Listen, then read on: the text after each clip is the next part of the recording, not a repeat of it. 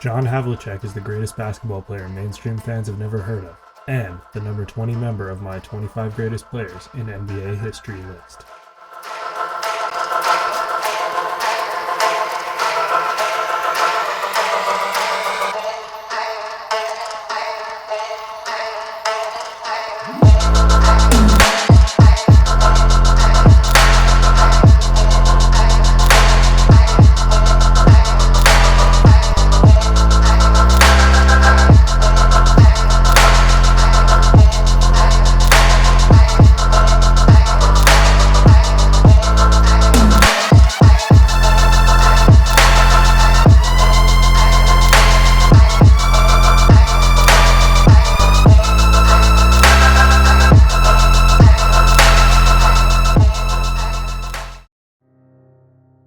John Havlicek was born April 8, 1940 in Martins Ferry, Ohio.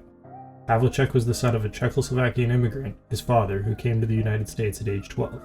His parents ran a general store that the family lived above. Fearing the danger of traffic, Havlicek's parents refused to let him have a bicycle, so in order to keep up with his friends, he had to run everywhere. The running would build Havlicek's endurance to a legendary status that became a defining trait of his athletic ability. He was a three-sport athlete at Bridgeport High School in Bridgeport, Ohio. By the end of his high school career, he was all-state in football, baseball, and of course basketball. After high school, Havlicek chose to attend Ohio State for basketball, much to the chagrin of legendary Buckeye football coach Woody Hayes, who recruited him as a quarterback.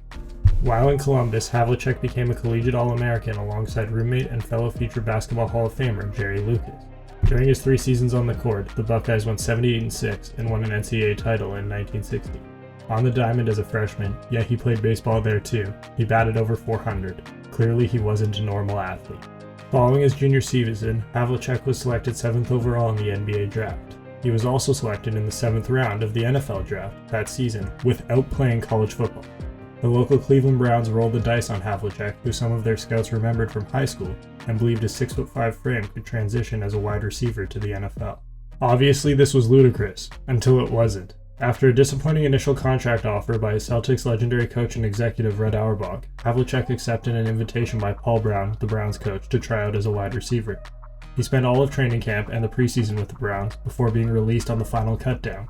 As Browns assistant coach Blanton Collier said in giving him the bad news, "You're better off being a basketball player." With football behind him, Havlicek decided to focus on that basketball thing again. As a rookie for the already dynastic Bill Russell Celtics, Havlicek's athleticism excelled in the team's famous fast break offense, as the team won their 5th championship in a row. Celtics star point guard Bob Cousy didn't see it though, and thought Havlicek's game was overrated because he lacked a reliable jump shot and ball handling ability. In fairness to Cousy, he wasn't the first to doubt Havlicek's work ethic, and he certainly wouldn't be the last. The next season, Hondo, as he was widely known, returned with a jumper and was rewarded with the 2nd-team All-NBA selection. From there, the rest was history as he dominated off the bench for the Celtics.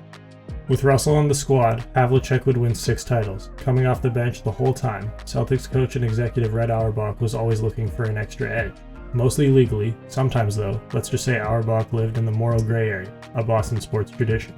One of the greatest moves was to have his star small forward come off the bench.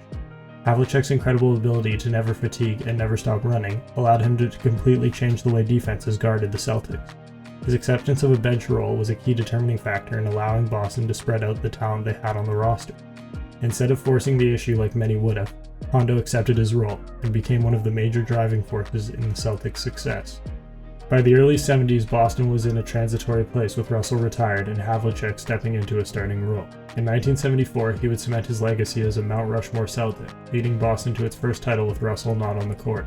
It was a crowning achievement that he himself said was the most meaningful of the 8 titles he won. By 1976, Havlicek had won a 2nd title without Russell as he, Dave Cowens, JoJo White, and a new generation had brought a new era of winning to the green and white.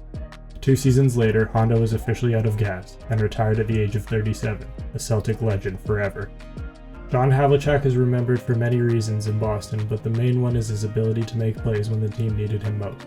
Most famously, in just his 3rd season, Havlicek contributed his name to the great Bill Russell-Wilt Chamberlain rivalry by stealing a title for Boston.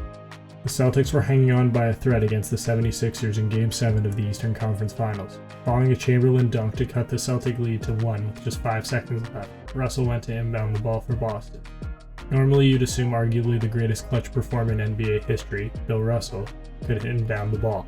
This wasn't a normal situation though. Russell's inbound pass deflected off a guy wire, hanging off the basket to hold it in place, and probably giving the 76ers the ball and a chance to win the game. Guarding 76ers star Chet Walker, Havlicek knew that Hal Greer had 5 seconds to inbound the ball. At the count of 4 in his head, Havlicek glanced back and in one swift motion, saw the ball flying in his direction and reached out and deflected it away from Walker. Celtics guard Sam Jones pounced on the ball and the rest is history. Boston won the title, and Havlicek was immortalized in basketball history for an interception that would have made Bill Belichick proud. Play. He gets it out deep, and Havlicek steals it. Over to Stan Jones. Havlicek stole the ball. It's all over. It's all over. Johnny Havlicek is being mobbed on the ball. That call from Johnny Moss would go down as one of the most famous ever and become a key moment in Havlicek's legacy. It would be remembered as a foundational building block to the man who, when winning time came, Celtics fans thought it was Havlicek time. Bill Russell called him the most complete player he ever saw, and his numbers as an all-time Celtic back that up. For his career, he averaged 20.8 points, is the Celtics' all-time leader in points, games played, and minutes, and is second in assists and fifth in rebounds. With numbers like that, for the sport's most successful franchise, he should be remembered and talked about amongst the greatest to ever play. When he retired, Honda was thought of as the definition of everything Celtic pride stood for. His generational peers, Oscar Robertson and Jerry West, may have had flashier games, but their contributions to winning never touched Havlicek. He was all about the team and all about winning every time he stepped on the floor. As Auerbach said, he epitomizes everything good. If I had a son like John, I'd be the happiest man in the world.